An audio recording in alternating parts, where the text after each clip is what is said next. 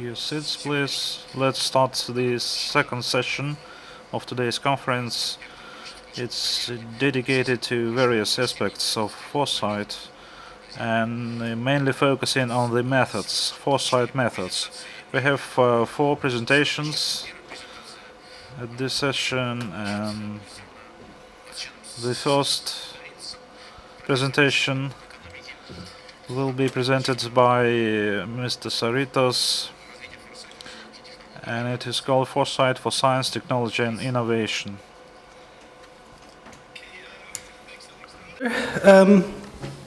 Hello everyone. I'd like to talk about today about foresight for science, technology and innovation. This is actually a kind of our recent add-on onto the foresight methodology. So as we practice foresight, as we learn from our experience, and as we are faced with different challenges and different problems, different issues, we are developing the foresight practice and aiming to add on some additional concepts, additional tools, methods, and other ideas where we can actually respond better to our current challenges. So I'd like to first of all lay ground on what we mean by foresight for science, technology and innovation, or ForSTI, as we say now. It is a medium to long-term future-oriented analysis, and the future is considered here as multiple. So we are talking about some alternative futures.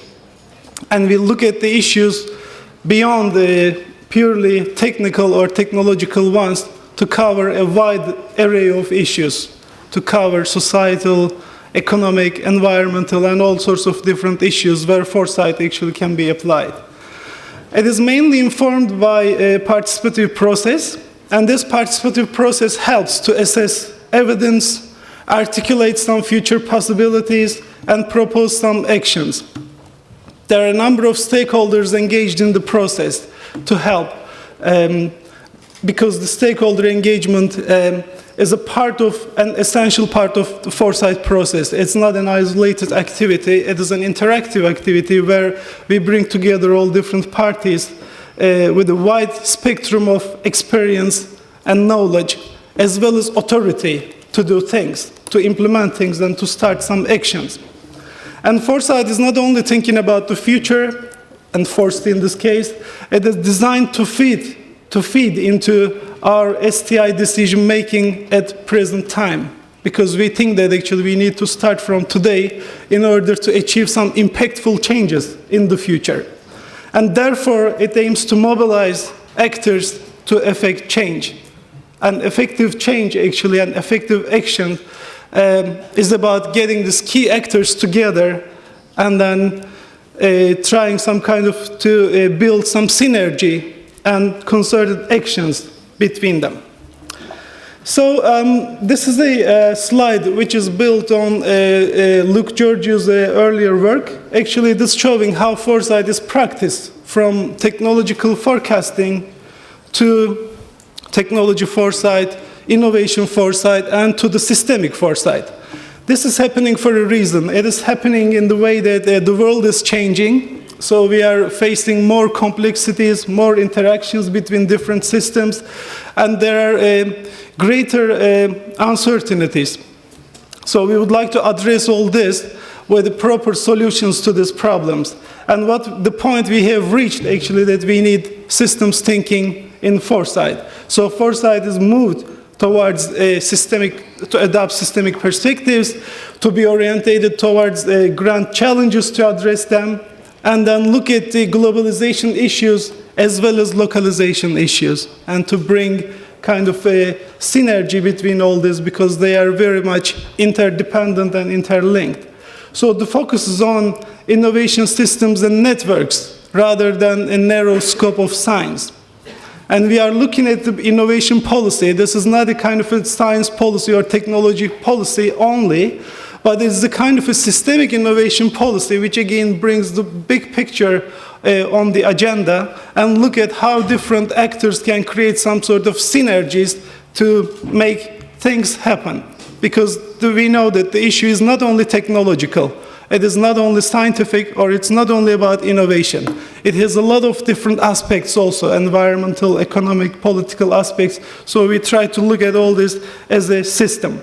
And that is what brings the systemic foresight idea on the table. And then while doing this, we also looked actually how foresight practice is evolving. So foresight practice is evolving not itself. It is evolving for a reason, because the world is changing, our problems and challenges are changing, so we are adapting and improving our practice in that line. There are also a number of technologies giving us new opportunities. For example, information and communication technologies. I will tell later about the big data technologies, virtual reality technologies. There are a number of technologies, there are a number of new methods. You can see it clearly from this trend where we used one or two methods in the 90s, but when we came to 2014, 15, and the current practice, we see that there are over 30 methods used in foresight for various purposes, and they are integrated in many different ways to respond to many different challenges and problems. The picture actually shows that we are using all these methods in a kind of a more integrated way. If you look at the earlier practice, there are some independent islands of independent methods. They were either, for example, using some surveys, Delphi methods, or scenarios. But at the point we come, we see that actually there are multiple methods integrated with each other and creating some bigger islands of methods, and these are quantitative and qualitative or semi-quantitative in nature. Again, this is not for the sake of using multiple methods. This is actually to respond to our needs and our challenges we face. As they become more complex, we develop some more sophisticated methodologies and approaches to respond to them. And this is showing some different sides of application of foresight. So it is not only about, again, for a narrow scope of science.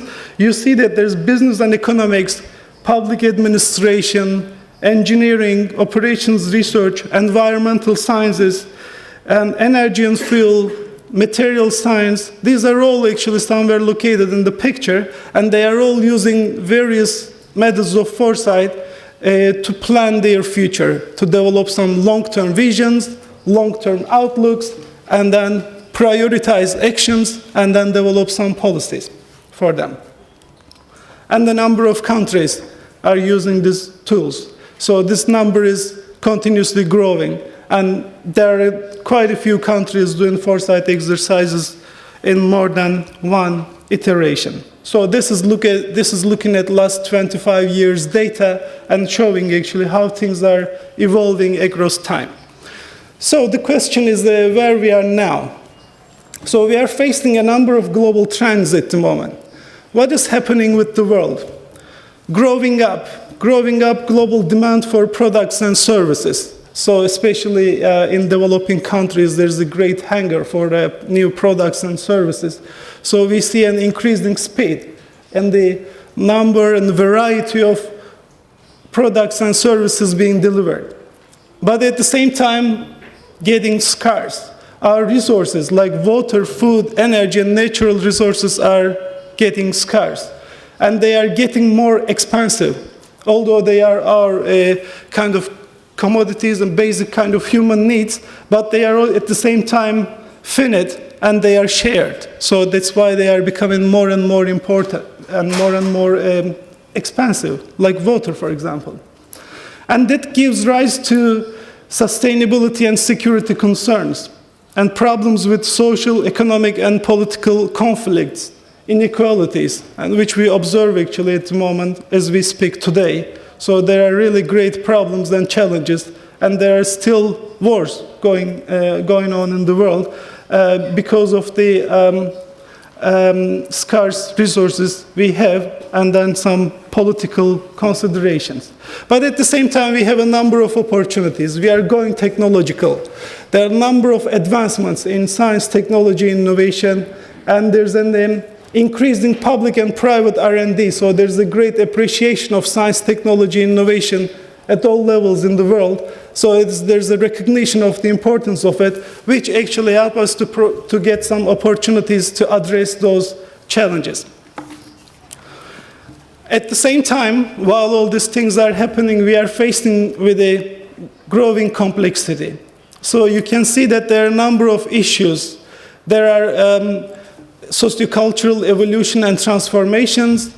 There are corporate, industrial, and research activities, and there are government interests. So there are a number of things, starting from sustainability, quality of life issues, generation of wealth, but at the same time we have all sorts of corporate considerations in terms of financial markets, foreign direct investments, corporate objectives, and then how these respond to each other, for example, like corporate social responsibility, and the role of governments in that, the government's objectives, international agreements, international developments like all sorts of conflicts and terrorism, for example. So we are actually operating and sustaining our lives in such a complex environment, and it's kind of a first step of developing a new approach, a new methodology for foresight to appreciate this kind of complexity and to identify all those developments and where we are operating in. And we are also setting some ambitious goals to respond to those changes. This is a set of goals suggested by the United Nations and agreed by all the members, obviously. There are 17 of them. As you see, they sound very good. No poverty, zero hunger, good wealth and well-being. Probably each of us would agree on this. But at the same time, they are very hard to achieve. We cannot even achieve this at the neighborhood level, actually, in our settlements. So setting this as a kind of a global target, global vision, you can see how ambitious it could be to achieve and how big the problem is. So we need to see this big picture and how these things are interrelated and interconnected while thinking about their future.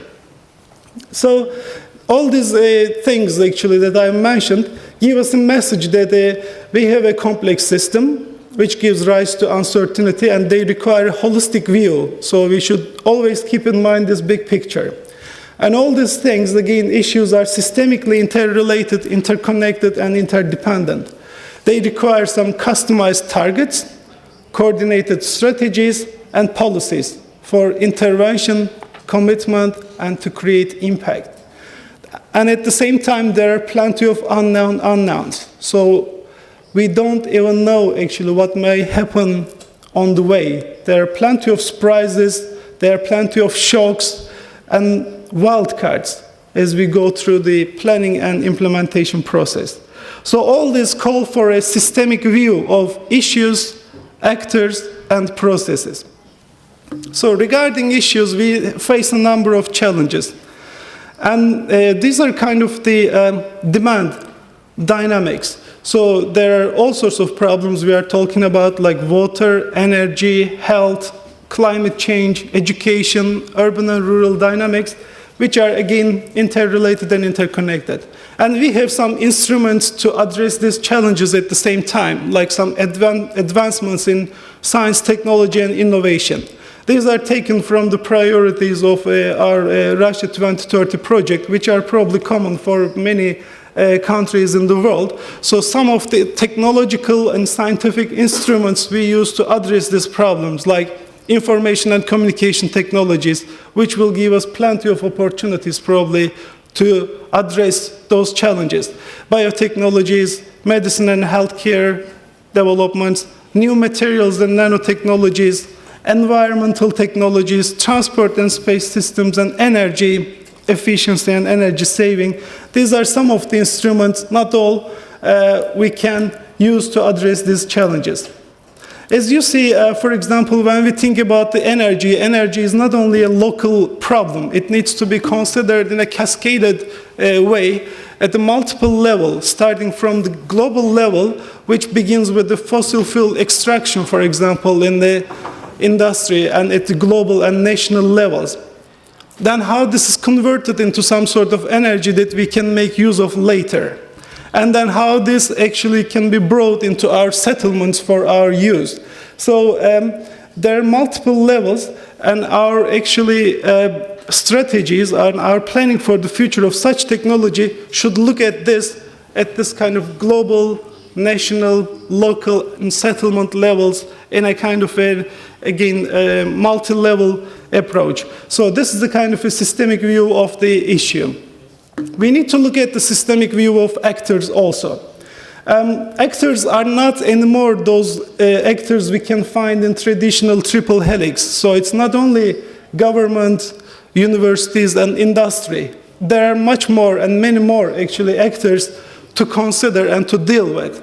There are large and small, medium-sized firms, suppliers, distributors, and complementary products producers, and related to them, the rest of the value chain, as you can see, like components, machinery, and specialized industries.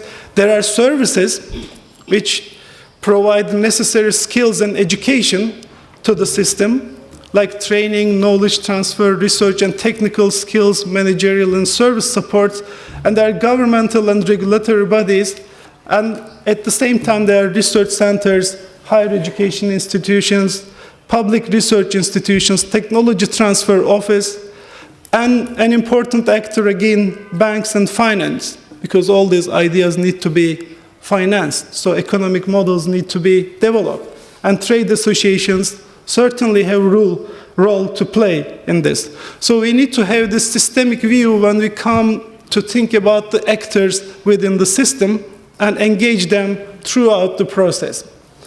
And we need their coordinated actions. We need some strategic alignments between them so that they can create the sort of synergies. We need complementarity between them so that we can build some value creation, value chains. And this is not only for industrial value chains, this is also for service value chains, and then to create all sorts of technological and social innovations. And we also need networking between them for socialization, articulation, and combination and internationalization to make use of this kind of tacit and explicit knowledge and to bring them together. So there's a role for everyone when it comes to the actors in the system. And our ForSTI actually system, or ForSTI system, is established on this kind of a background. So it is first of all a participative process, brings together all these different actors with the enlargement of the knowledge base, engagement of them, and then mobilizing them. And at the same time, it looks ahead, further ahead, to give us some time to plan for things, to give us some time to act in the future. So it is prospective in nature. And also, it is orientated towards policy making in terms of planning, prioritization, and creating some partnerships between all these different authorities and all these different actors. So these are the kind of key functions of ForSTI. And there's a systemic process. So we are dealing with some systemic problems. So we develop some systemic processes and systemic solutions for that. So the methodology proposed here consists of 7+1 I's. So begins with an initiation of the activity, establishing the purpose of the activity and its scope and users, and then beginning to engage them. And then some intelligence gathering about the future, scanning environments, and looking at the trends, drivers of change, wildcards, weak signals, and all the other factors. There's a great deal of imagination involved in it, because imagination is the beginning of everything. So we are doing innovation. So there's a great space for design, creativity, and innovation in the process. So that is captured by the imagination phase of the activity. Then we capture this in some future scenarios and models and see how this could be giving us some opportunities for the future, different landscapes, different scenarios for the future, and where we would like to actually find ourselves in the future in the form of a vision. So what is kind of our vision for the future, which is captured in the integration phase, where we build some targets for the future, and then we develop some strategies So this vision is translated into some sort of a strategy at this kind of interpretation phase. That is really a translation. So what does that vision mean for us? So that is kind of the main question. And the answer of that question is our main strategy and main roadmap, if you like. And this connects the future into the present in this way. So we develop some actions to intervene into systems, to begin the change activity, because change needs to happen from right now in order to achieve things in the longer term future, because actually nothing happens in one day or in a few months or a year. So things take time to do research and development, to develop some new technologies, new products, to create some new markets, and then to develop some standards, regulations, and all other kind of supporting infrastructure, technical skills, and so on. So if you think about all these activities, you will see that it will take time, and the future is not too far, obviously. So we need to act really from today in order to create some impact in the future. And then we do the assessment of this impact at the end of the activity. So we'll look at actually whether we have done as something useful or it can be improved in the next round around. And the activity is interactive with the engagement of stakeholders. And we have quite a few number of methods we can use for this process. So this is our ForSTI, and it explains actually foresight processes and frequently used methods for each of these phases. So to make your lives a little bit easier with this picture, so I divided it into several pieces. So the first one, for example, showing the ForSTI processes, what kind of processes we are engaged in these activities. It looks like galaxy, actually, it's full of stars. So if you look at this picture in the night, it will look good, probably. And it has also a set of quantitative methods and qualitative methods. So you can see that actually there are a number of methods. And this is not an exhaustive list. So you can be very creative in a foresight exercise with your own methods also. But we can see that there are greater opportunities now to use some quantitative methods and to bring together, integrate them with qualitative methods. Remember the first picture I showed where we started integrating multiple methods with each other to address these problems. So for the future, we are also talking about actually where we are now and how things will look like in the future. So we see a greater use of big data for collective intelligence in foresight, because we see that there are a higher number of publications. Every day, thousands of publications are coming, and these are scientific publications, some newspapers, articles, some journals. There are conferences like this where new information and knowledge are shared between participants, and all this data are shared. So humanistically, it is not possible actually to stay up to date with all this information and knowledge flow. So that is why we are using now big data to bring together some collective intelligence from this wide pool of knowledge coming from very different sources in the world.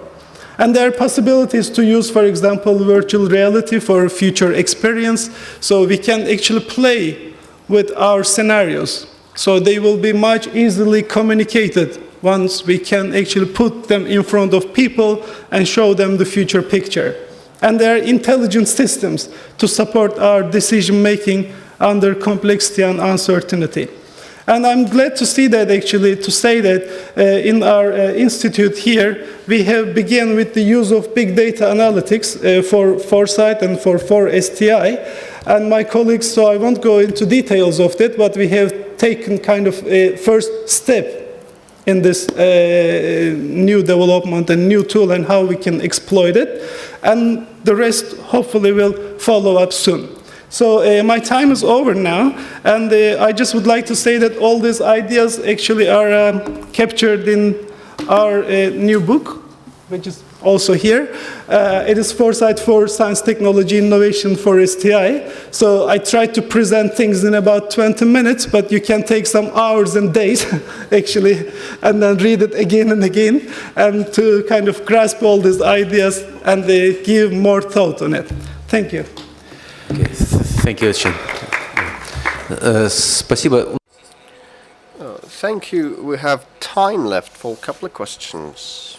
But please introduce yourselves. We're recording the discussions. Andrei Lapin, Public Service Academy. As we understood from Lyubov intervention, the Foresight fits into this state governance system. Foresight, money, or funds and action, the three-step strategy. What do you think is the place for Foresight in the Russian public governance system in this country? In Russia, I gladly see that Foresight has been integrated at multiple levels of governance. That was one of the reasons why I myself decided to come and work in Russia also, because there are really some interesting and exciting developments, and I can see that Foresight is used in a kind of a very widespread way, and it is very well integrated into the governance system. First of all, the governance of STI, for example. And we see that the priorities are identified through some Foresight exercises, and we also see that different ministries, different regions, and different industries, for example, some state-owned companies or big companies, large companies using Foresight. So I must say that it is actually already embedded in the system.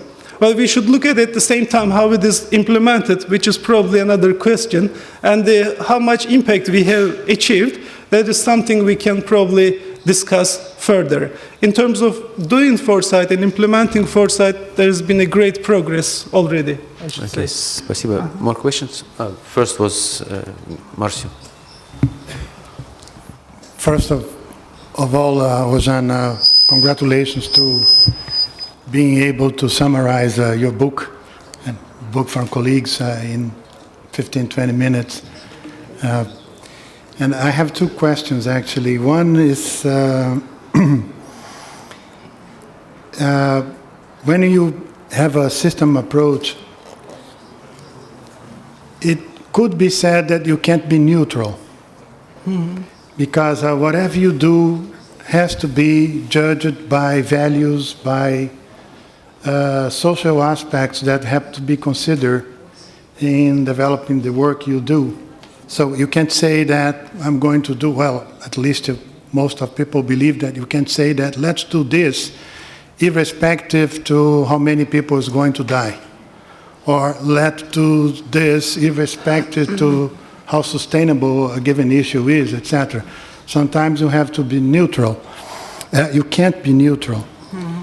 And in this regard, we have been seeing a kind of a resurrection of multi-criteria analysis, where those issues you are able to identify are along the process being judged by values, by the things that you believe, by policies, social policies, and so on and so forth.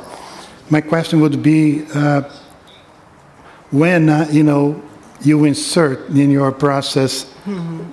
the judgment of the things that you are able to identify against values and policies and so on. Mm-hmm. And the second, the more you go in the big data issue, the more you think, the more you see that you don't have visualization tools good enough for you to provide this treated information to specialists for the interpretation phase. Mm-hmm. I'd like to ask from you how important the issue of visualization is actually important in your institute. Yeah.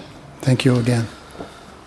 Yes, Marcio, you're absolutely right in terms of systems, because actually we are not talking about hard systems here, which can be completely explained and pictured and things. We are talking about human systems, and we are talking about some subjective systems and trying to develop some different models to deal with them. I couldn't go, of course, into details of that, but we are talking about some alternative systems approaches, actually, where you can use for dealing with different problems. And Foresight usually deals with this sort of human systems, and we are trying to develop some sort of future for humans. If we were developing some kind of a new mobile technology and new computer technology, we could talk about the hard system and closed system and things, but our systems are not closed, they are open, so that is why we try to engage those multiple stakeholders together in the process, at least to make sure that we can reflect these different perspectives and point of views and consider them in our futures thinking. And then based on these models, then we can develop some future scenarios. Because actually we talk about future scenarios due to uncertainty, and uncertainty comes due to subjectivity in the picture. It's human actually who makes things uncertain in the world. Otherwise nature has a better balance itself. And yes, I agree on the second point that we definitely need better visualization tools and things. I think there is some progress beyond the Foresight field itself, so we are continuously monitoring them. We are out of schedules already. Please, just one short question by Attila. Maybe Phil, if you excuse me. Very short. Just partly a remark, partly a question on your description of systems. In certain systems, users are very important, and you have not mentioned them, so perhaps it would be a good idea to consider users as well. Absolutely. In their various roles. I agree, yes. Definitely. Okay, and last very short. Okay, you can ask later. Okay, thank you. So we have thank you very much. Thank you. We have our next presentation. Yeah, по-русски буду говорить. I'll switch into Russian. The next presentation will be made by Lyubov Matich from the High School of Economics, ISSEK, on technology roadmaps and innovation strategies of large companies. So the floor is all yours. Afternoon, dear colleagues. My name is Lyubov Matich. I work in one of the units of the ISSEK Institute from HSE. We specialize in business projects for major Russian companies, including those with state participation. There are two fields that are of interest for companies. These are technology roadmaps and elaborating guidelines to improve innovation governance systems. And I will dwell on these two topics in my presentation. I'll try to first answer the question of whether technology roadmaps can be used in order to enhance innovation activities and implementation of strategies of innovation. And if so, is this the case with Russian companies? If not, what would be the prerequisites and conditions so that the roadmaps are applied for this very formidable and daunting task? It's a fact universally acknowledged that innovations play one of the major parts in providing the competitiveness of corporates that result in the growth in their capitalization and other financial parameters and metrics. And Google, Microsoft, and new startups are the most vivid examples to be cited, like Tesla also. But innovation plays a key role, but not many companies believe and are sure that they are involved in innovation creation on a systemic basis, with an impact for the years to come and with longer-term impact. There's a great deal of studies from consultancies and marketing agencies on what factors drive the success of innovation. And one of these to be mentioned is the high role of innovation strategies and implementation of these strategies. To see efficient implementation of a strategy, a company needs to have operating models to govern innovations. And for Russian companies, it is of significance and relevance to come up with such models. And this is the results of the surveys among companies made by agencies. And management and corporate practices specialists believe that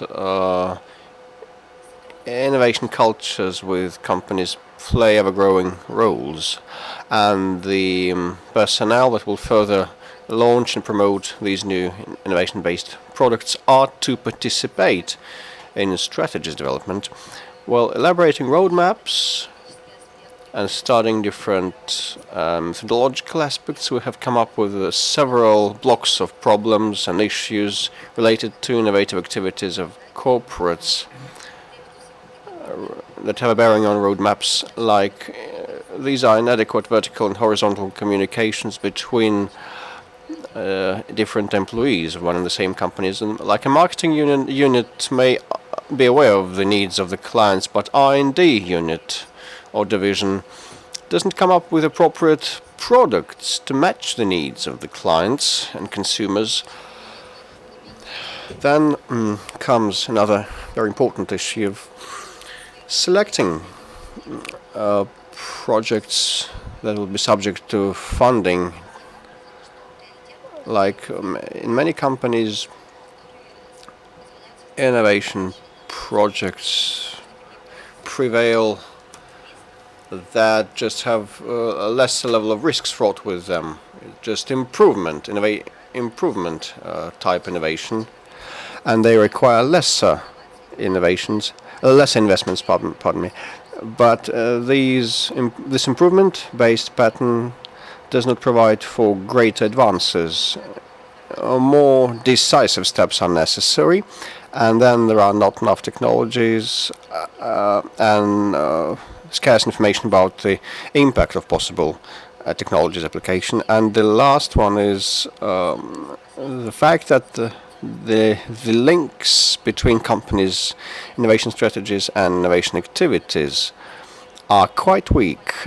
Over the past years, state-owned companies have been incentivized to participate in engagement with technology platforms and higher schools and universities, but we cannot probably trace the relationship between these developments and the success of implementing their strategies. And technology roadmaps can be conducive to resolve all those problems I mentioned above, because different stakeholders participate and inter-sectoral experts also partake, and the top management of these companies also are involved. And Saritas mentioned it, and that there are a set of tools that would help us assess the future potential of radical innovations.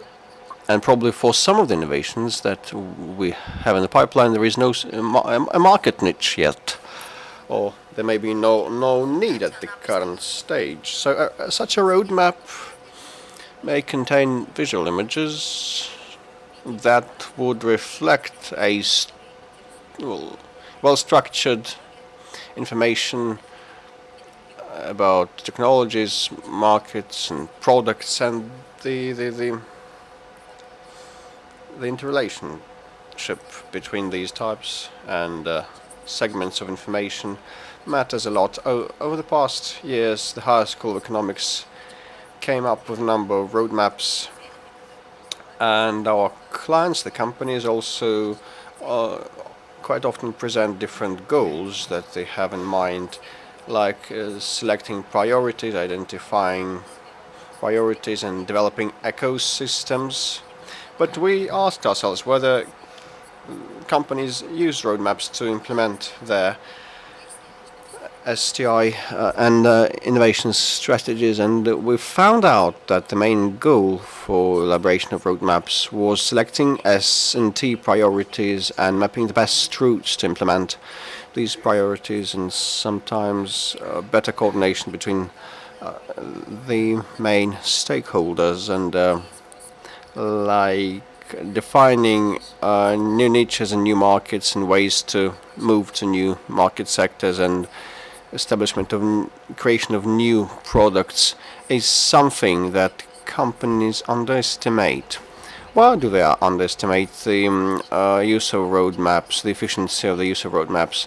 It may be because the company's personnel don't fully participate in elaboration of roadmaps, and we don't have, as a second reason, the methodology to use the roadmaps, sufficient methodology. So now we should come up with the full and concise methodology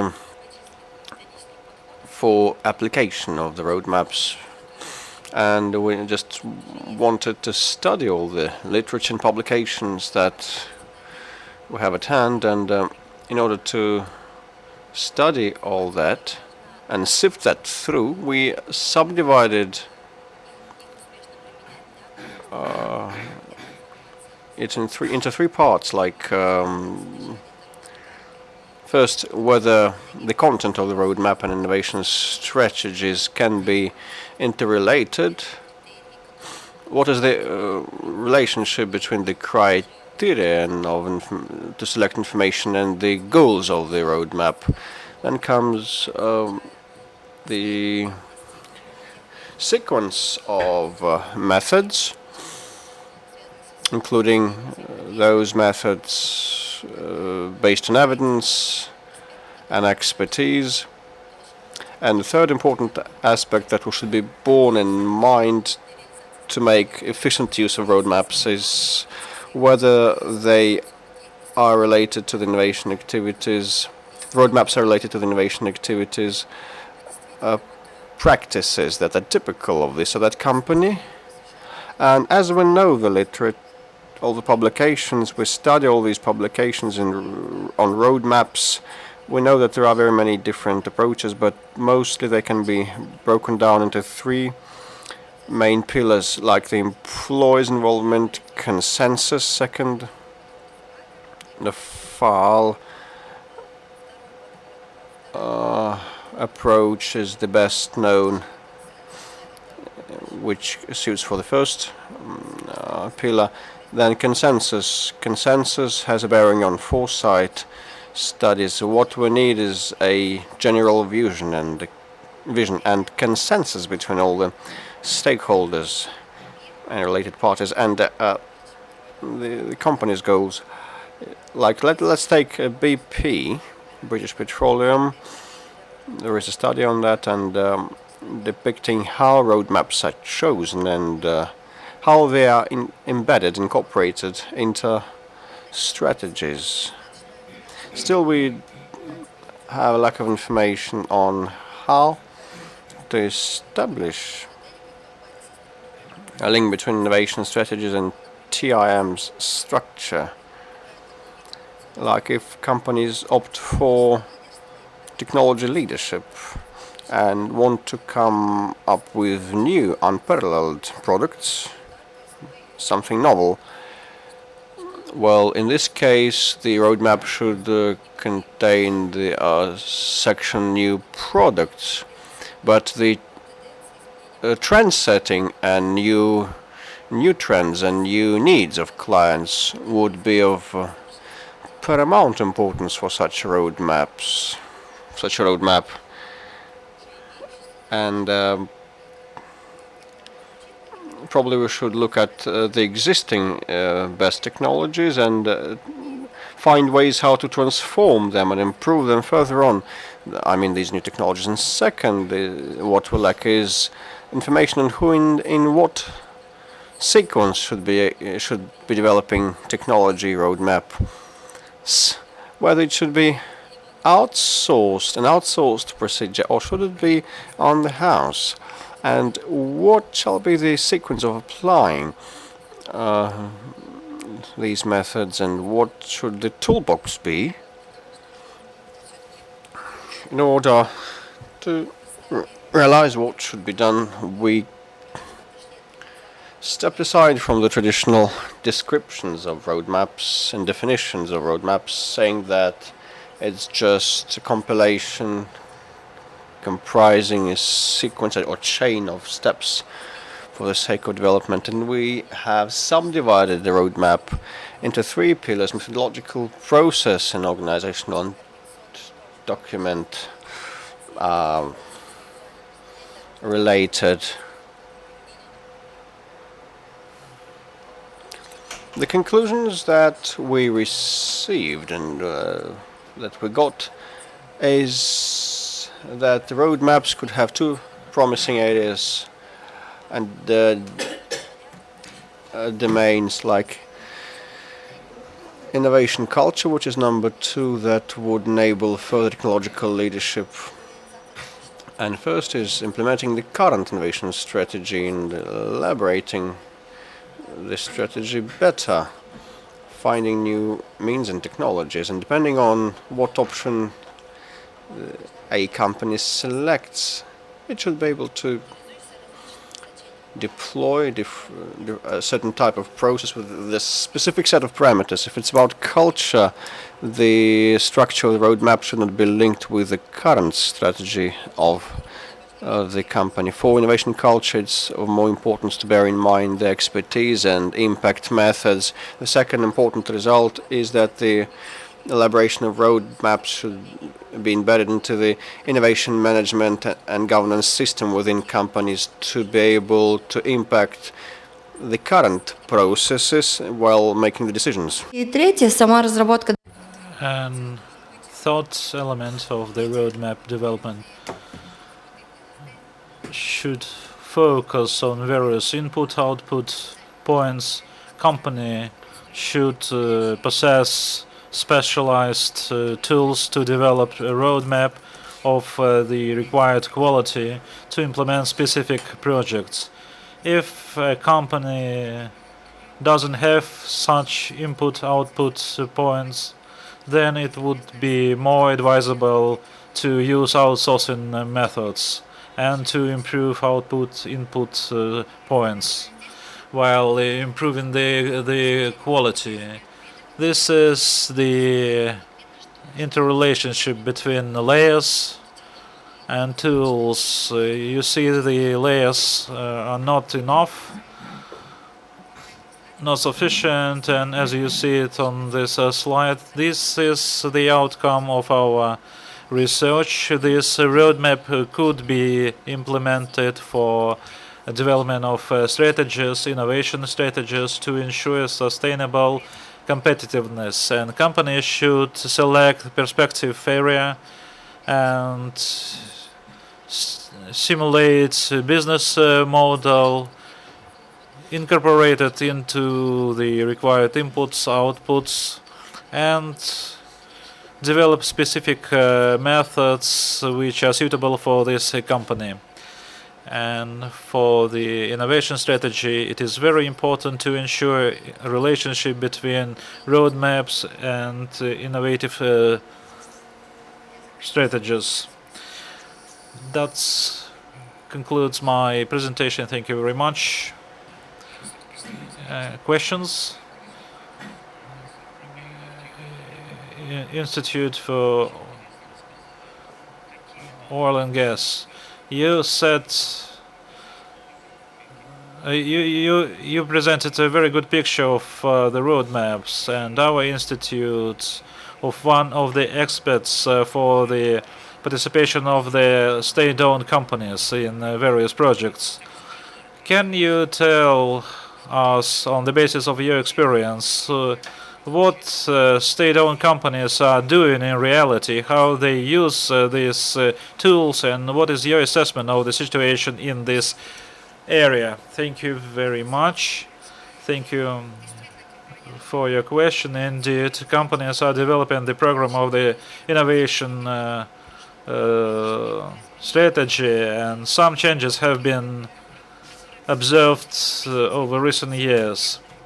Some projects have been developed to meet the requirements of the public authorities. Now situation is changing, and as a result of the economic crisis, financing is shrinking. There are some departments within the companies which should decide or should find proper areas for financing. Otherwise, it would be more difficult in order to ensure the competitiveness. Several years ago, roadmaps were developed as a visualization of what programs mention with respect to the strategy planning. Now it's done in a parallel, as a parallel tool, which is not focusing on 5-year term strategy. It has a longer term strategy, and it focuses on the changes in the strategy which would occur in several year time. So companies are interested in developing these innovation strategies in order to get some economic effect. And one more question, which is quite relevant for our institute. You know that there is a requirement for all institutes to develop a roadmap, and you have enormous expertise in this. And these roadmaps are used as the tool, management tool. So if institute is not able of creating its own roadmap, then the funding would be reduced for this institute. So this is a requirement of time. So what is the assessment of your institute? Do you try to evaluate the role of roadmaps in science as a tool for the development? Let me try to answer your question. Okay, you try.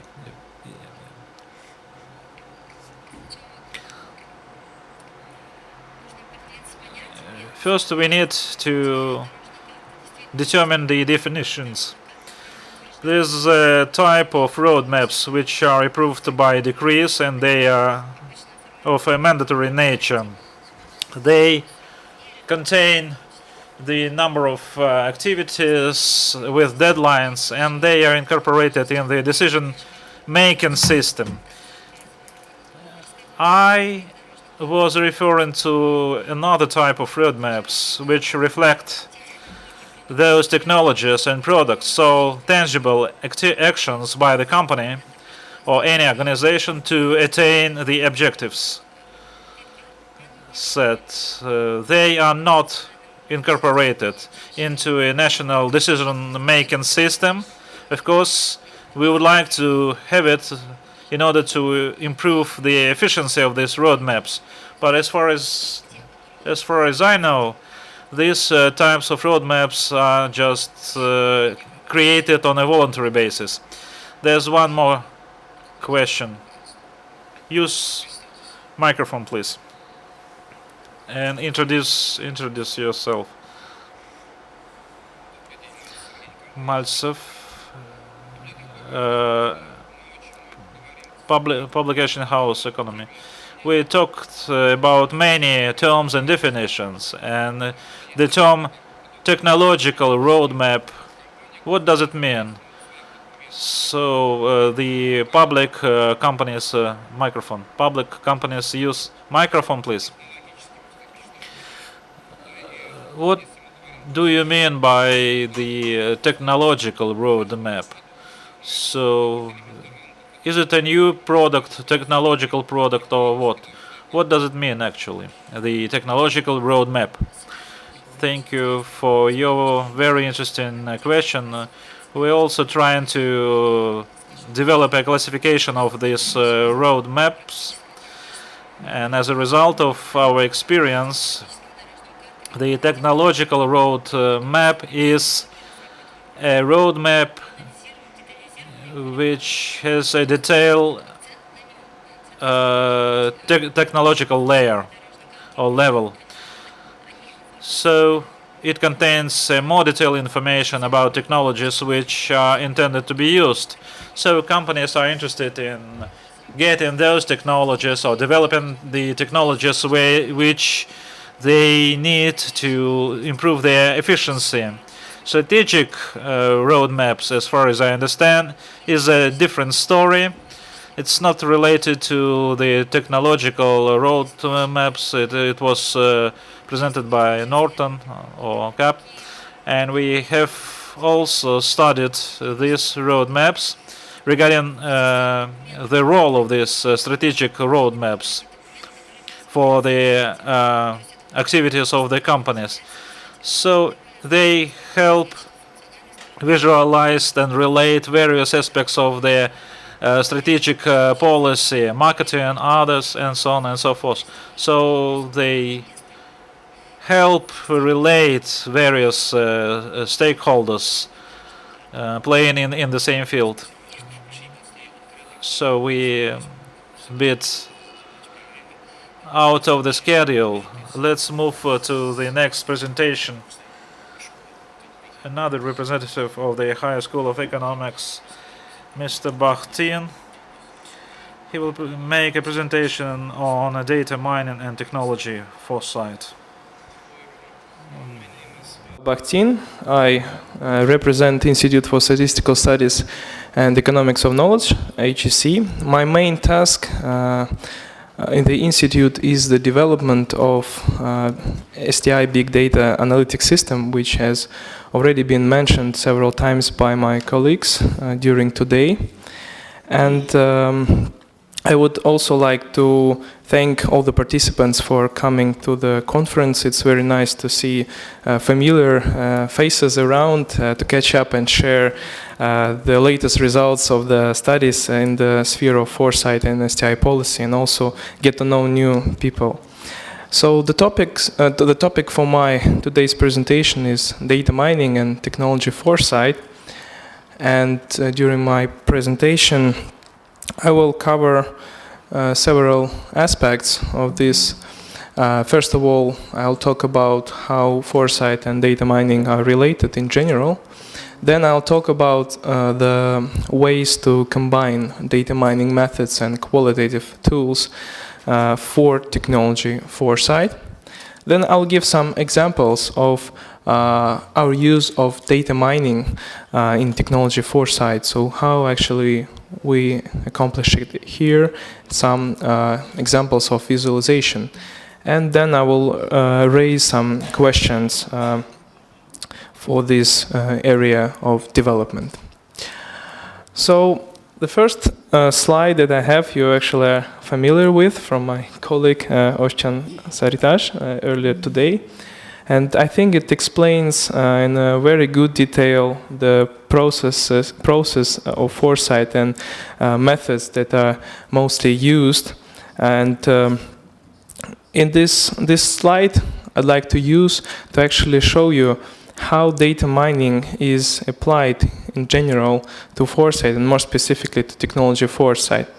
But first, what is data mining? Actually, we're all more or less familiar with this set of artificial intelligence machine learning methods.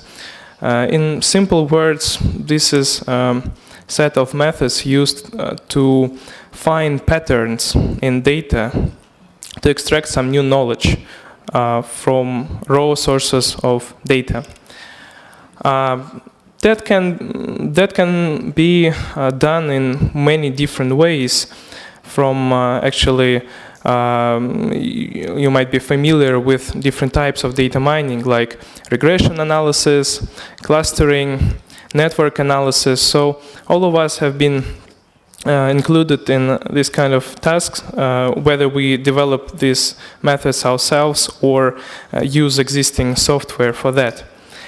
But talking about technology foresight, the data mining methods have been used from very long time ago, actually, starting from actually analyzing and interpreting the results of surveys when we would look at the distribution of experts' opinions, try to build some correlations, to figure out the most significant factors that affect the choices of our experts.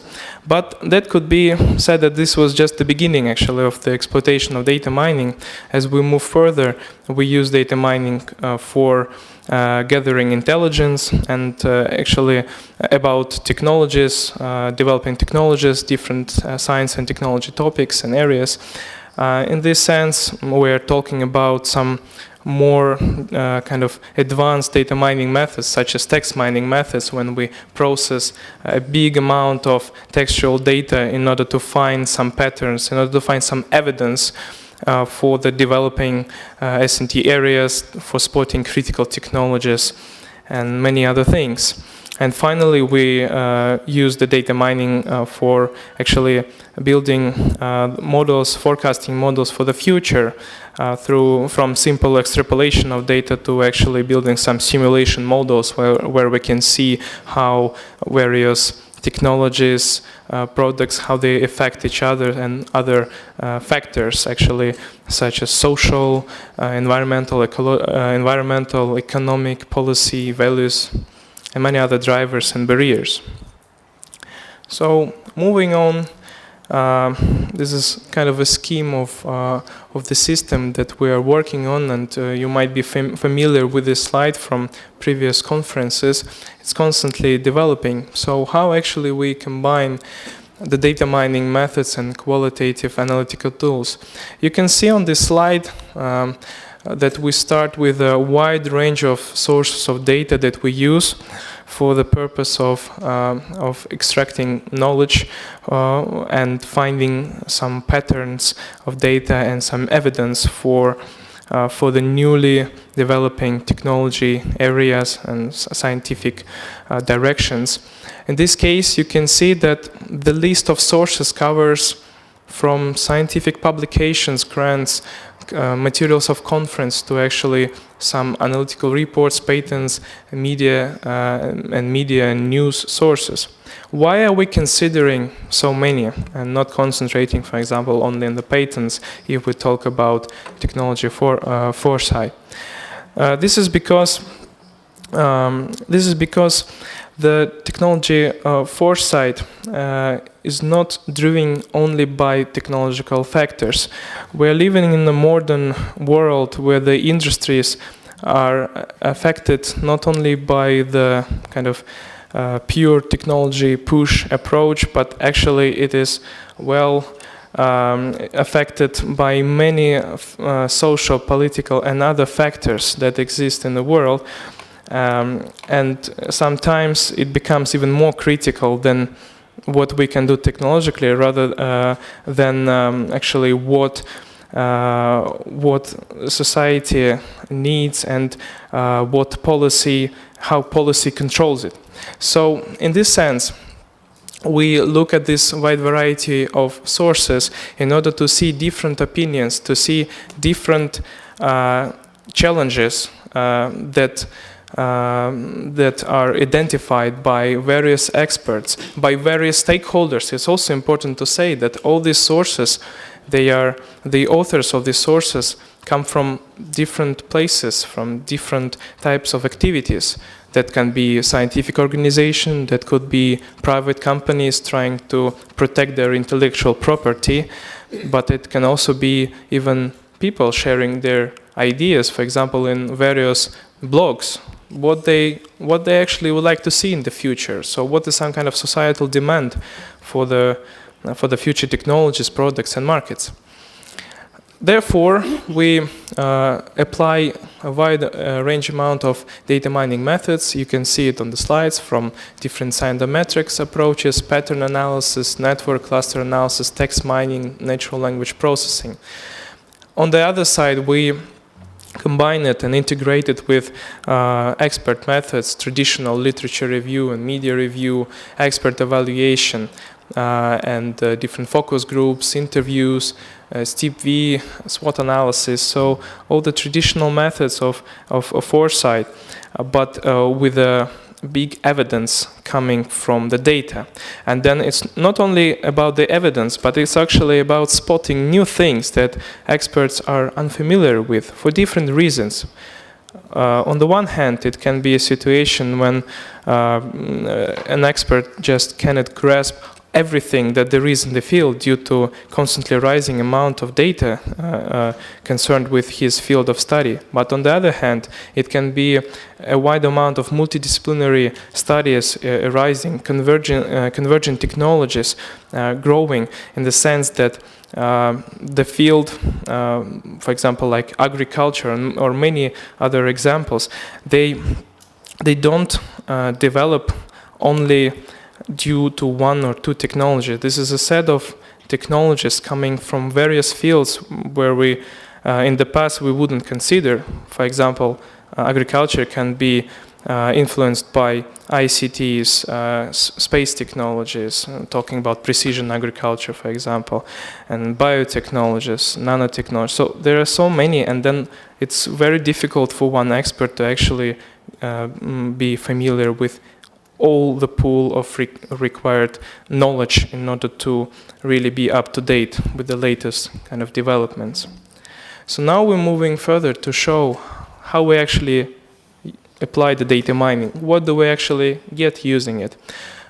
First example would be actually mining science and technology trends and areas based on this wide amount of data sources. You can see on this map how we identify different science and technology areas. They could be that can be done on different levels of analysis depending on how detailed we want it to be. In this case, this is an example for the field of energy and fuels, where we actually look what are the topics within the energy and what are the central topics, central trends within it. On the second map, we see some even more profound analysis done in the similar direction. It's talking about structure dynamics analysis of S&T areas. So in this case, we're actually looking how these science and technology areas, how they are changing over the years, how they converge together, becoming similar in the sense, or sometimes we can even talk about, maybe it's not widely used term for this, some kind of spin-offs of scientific topics or even technologies, when we would have a development that would go in maybe 2 or 3 or several directions further.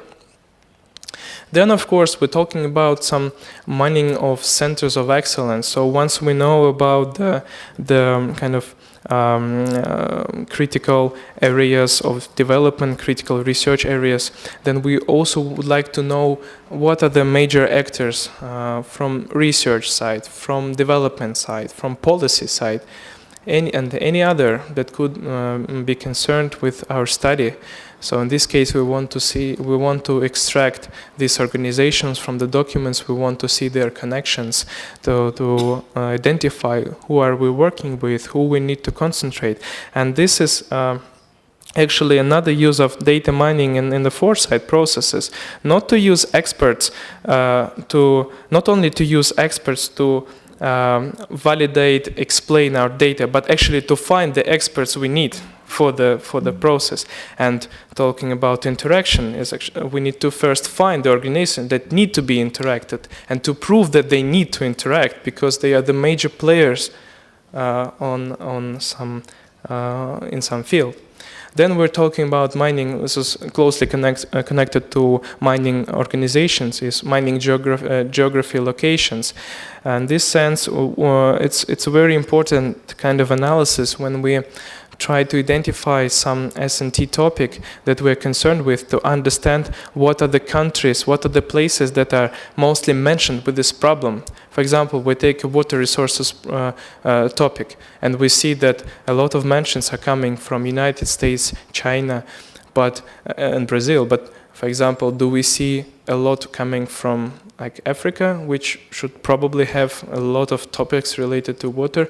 It's not so much. So we actually might raise a lot of questions coming from this analysis and use it not only for gathering new knowledge and intelligence, but actually to also assess the results of our work. We did some work, so how the things changed, how the topic is now represented on the global arena. Why are we not talking about some cities, some countries? Why they're not mentioned for some topics?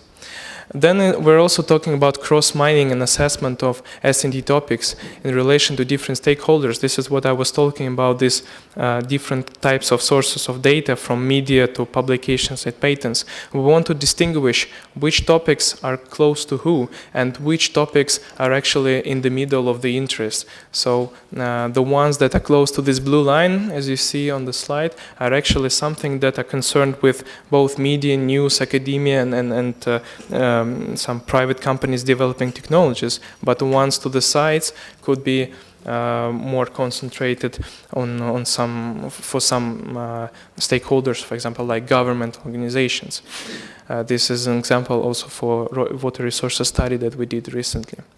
Then we also talk about technology mining and trend analysis. So one thing is talking about S&T topics and analyzing the development of areas, but other thing is actually realizing what are the technologies that are developing in this area and how trending they are. What are the weak signals appearing that we might not be familiar with? So for this kind of analysis, it's not enough just to extract knowledge from the data, but it's also important to apply various ontologies that would allow us to identify which topics, which terms are connected to which technologies. The same thing, I'm not sure that it can be seen very well, but this is actually, I'm talking about market and product mining along with the extraction of forecast estimates. This is a study where we actually combined on the y-axis, you can see the forecasted annual growth rate of some markets, and on the x-axis you can see how trending they are in various documents. So it means how much studies are done around this area. So now I have to actually wrap up very quickly, so I'll go quickly through the last remaining slides. We can use this analysis to actually collect all the forecast estimates from different organizations from different years to create some kind of corridor of forecast estimates or consensus forecast showing when some product or market was forecasted to have which value, to understand. Because if we rely only on one or two sources, we will always be wrong. But if we try to take into account like big data, big amount of evidence, then we can try to see kind of global idea where we're going, or see that there is no global idea at all, which could raise another questions. Finally, some additional knowledge extraction. So some actually factual statements about markets, products that we can extract. This can be done to actually fill our forecasting models for the future, to understand what are the estimates of various companies, and finally what are the startups, for example, and their strategies for the future development. This is very important not only for governmental, for example, agencies, but also for venture funds that are actively searching for the players that could make difference, that need investment to do this final move. So in the conclusion, I'd like to kind of give three main messages of the presentation. First one, as I hope that it was clear from the presentation, that data mining has become one of the core instruments of technology foresight. We cannot ignore it anymore if we want to come to the evidence-based policy making. The second one would be that development of modern industries relies on the convergence of a big variety of technology, meaning that we have to analyze all the variety of the data surrounding each industry, each sector, in order to really understand what it is going to, what are the critical technologies, and how it is acting further.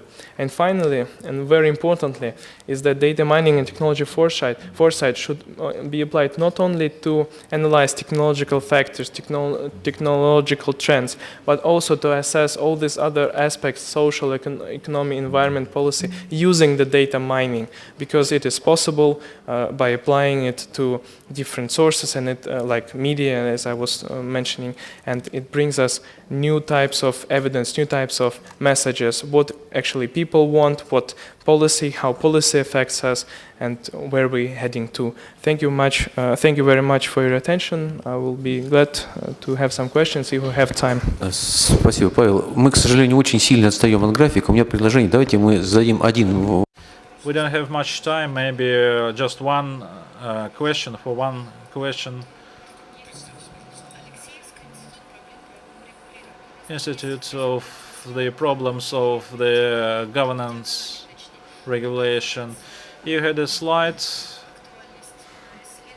where you showed the relevance of these studies. Did you analyze that such trend could be formed because of the global imperative for the popularization of the scientific research?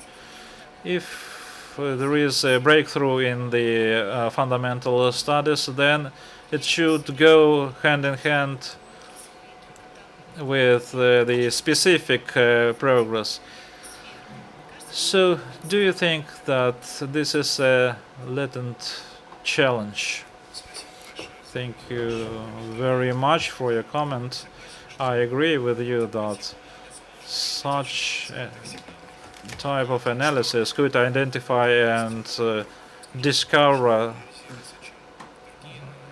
more signals which are more popular than others, or maybe some issues are not studied at the public level, or maybe some issues are of concern for people. They write about them in their blogs or social networks, but these issues are not studied at the scientific level. It's very important to understand. The first thing is that where we have common points, overlapping points, what products, technologies are supported at the political level and social level, and on the other hand, to understand better the differences between them, why some points are more popular than others. So such analysis or data mining could help identify these weaker points in order to ensure better decision making or stimulate their development. Thank you very much. Next presentation. Which is final in the session, will be delivered by Anna Grebenyuk. It's on monitoring implementation of STI priorities, a mixture of quantitative and qualitative approaches. Afternoon, dear colleagues. My name is Anna Grebenyuk. I'm a researcher at the HSE. And my topic today is about harnessing qualitative and quantitative methods in monitoring STI development.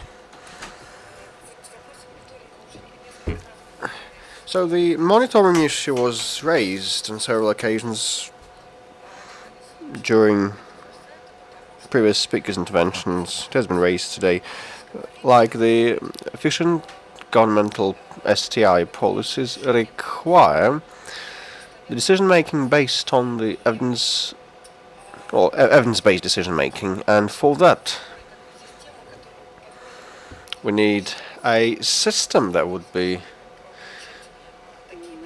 systematic and that would get inputs on a regular basis.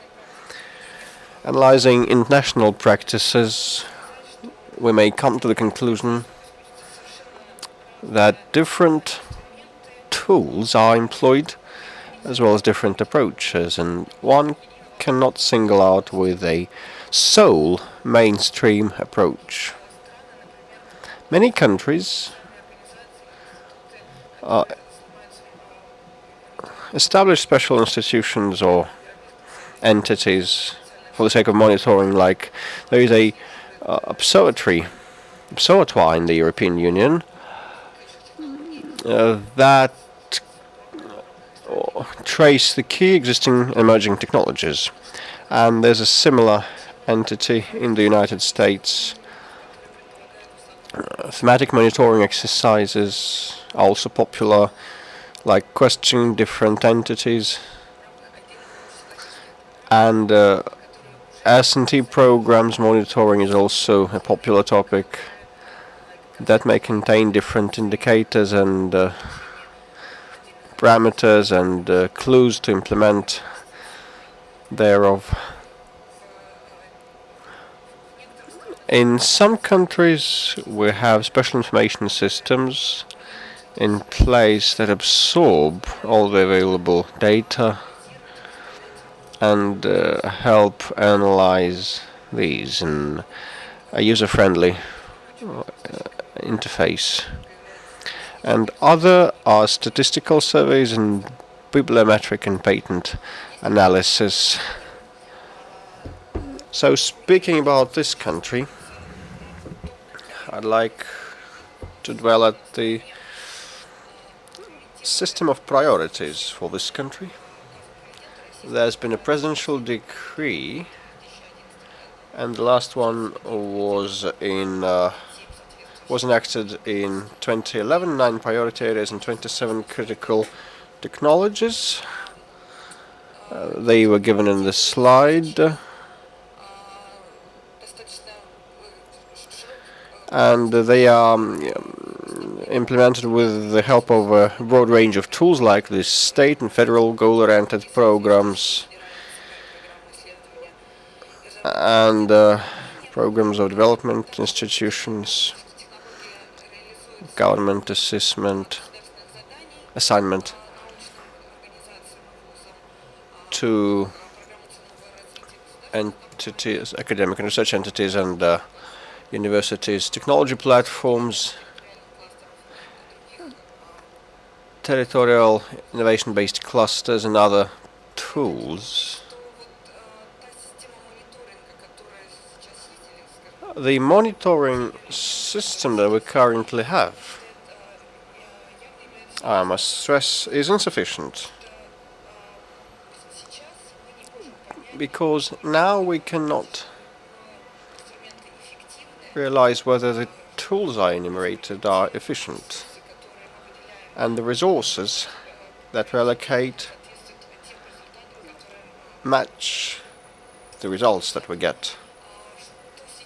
So which is the efficiency, I wonder. So what information can we get as a result of monitoring, like statistical survey exercises is often the case, and for a number of years we've been gathering data on corporate spending on R&D. We also have data on the number of entities,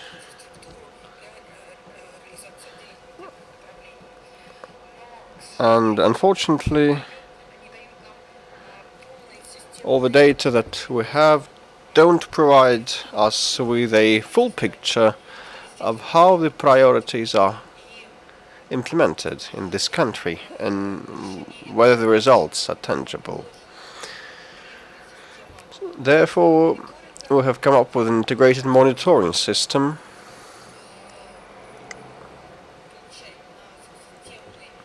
so that we can systemically obtain inputs from the development of different sectors of science and technology. And that system should be in line with several key principles. It should be impartiality, so the data should be credible, so the scope, the information should be accessible by all the stakeholders. The system should be quite flexible, being able to adapt to changes in legislation, for example, or regulation. So the systemic approach would involve methodology and data collection and processing, and all the pillars in the system should be mutually aligned to avoid redundancies in elements. So we suggest that there should be 4 key units or modules: the statistical surveys, information analytical materials from federal authorities and other entities. Third is the analysis of evidence data and databases, and expert evaluation is the fourth.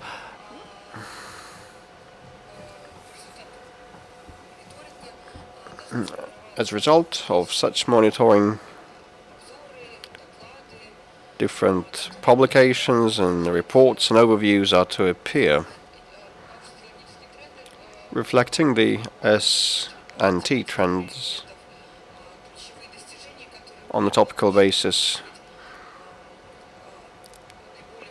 The main impacts should be also described. As well, it should be described how priorities can impact the decision making and attaining key goals, and we should bear in mind the risks while implementing the priorities.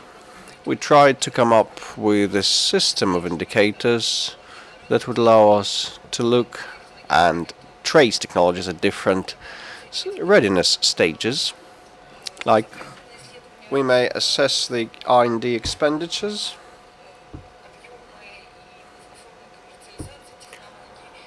the rate of commercialization, the technologies applied, the rate of technologies applied by bibliometric activity,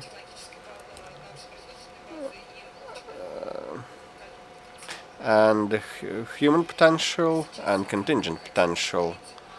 I would also like to look at the 4 modules I enumerated and mentioned above. I believe that the statistical survey is of key significance, as I have said. Now we have the statistics only on priorities, but this is a too high a level of generalization that does not allow for specificities of different fields and areas. Therefore, we came up with a special statistics form with 2 sections. Potential for priorities, implementation, and results of implementation.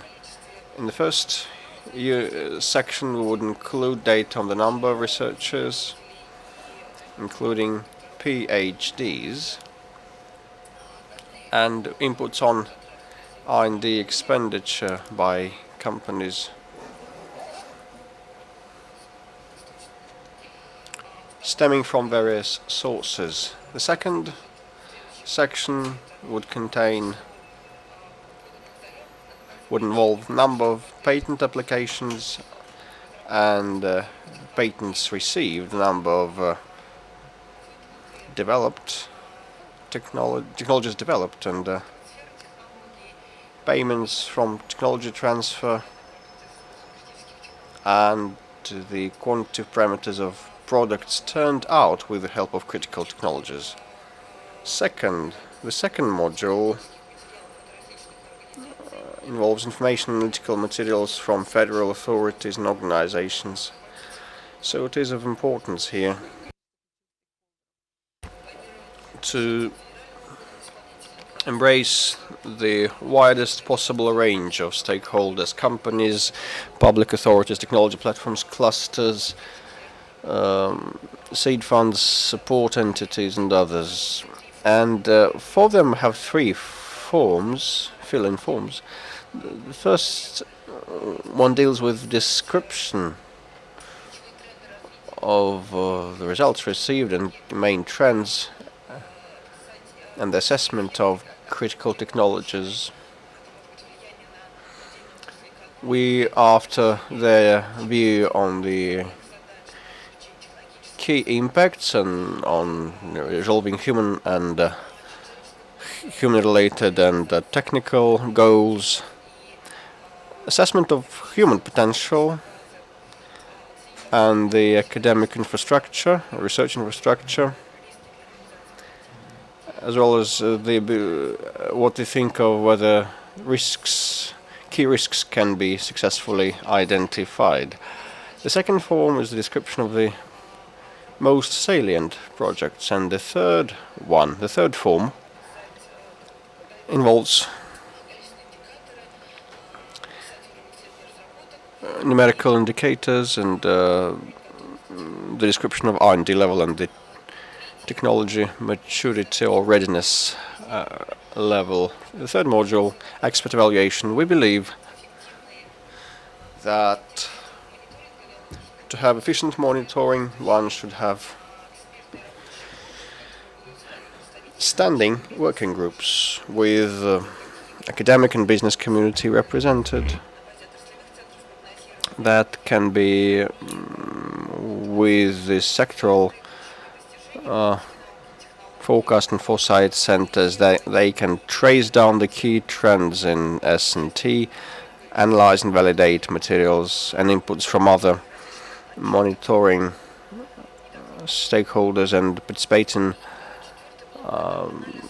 writing publications and overviews. And fourth is analysis of evidence data. The subblocks may include bibliometric analysis, and the classifiers that are often used in databases are not in line with our structure of priorities. Therefore, we involve experts and we draw a correlation between priorities and classifiers and match them to the list of critical technologies in order to be able to assess the patent activity inside the Russian Federation versus other countries, as well as make an assessment of the publications index. We also, and technological specialization index, we also use the text mining that has been mentioned by Paul in his presentation. We, using this set of technologies, can understand whether the current landscape of topics and themes for R&D is in conformity with the global mainstream efforts, and we can judge whether the Russian R&D entities are well embedded into the global community. Then we analyze all other affordable sources of information. We have the thesis database and state information system on R&D results and other bullets. By way of conclusion, I want to dwell on the key issues and problems that we face with, and the key conclusions and takeaways we've been able to make. The most significant is that while monitoring, you should have it fit into the decision-making process and foresight and forecast process. Otherwise, these will be just reports shelved somewhere. All that requires some decisions in institutionalizing and organizing them properly. In the course of our efforts, we understood that there is an obstacle to attain results for us, and that is that we don't have clear and transparent indicators.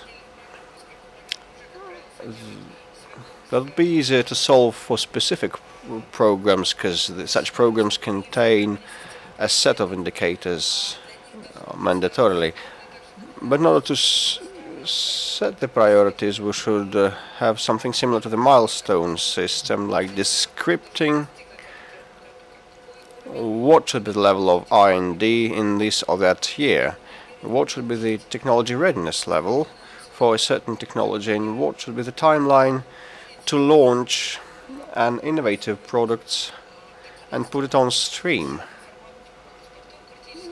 There may be roadmaps or critical technology certificates that would come in handy. Without these, it would be much more difficult for us to pursue our monitoring efforts. Another important thing is the need to embrace all key stakeholders into the monitoring exercise to be able to have the full picture at hand. Then comes the need to equalize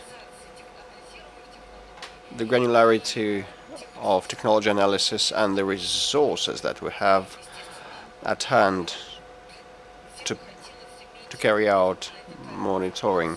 Everybody would be all for greater granularity, and but as a matter of fact, this is quite expensive. It requires a lot of time and effort and money. So we should find a proper equilibrium. Next comes, at the initial stage of monitoring, it's important to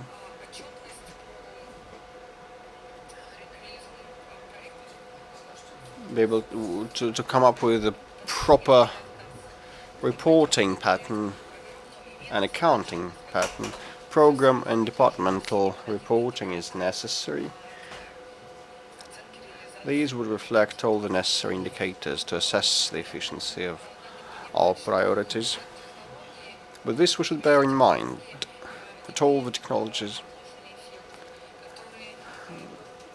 are of a delayed action nature, and these cannot manifest themselves right after we conclude a project. It may take several years for these to fledge. So it's more about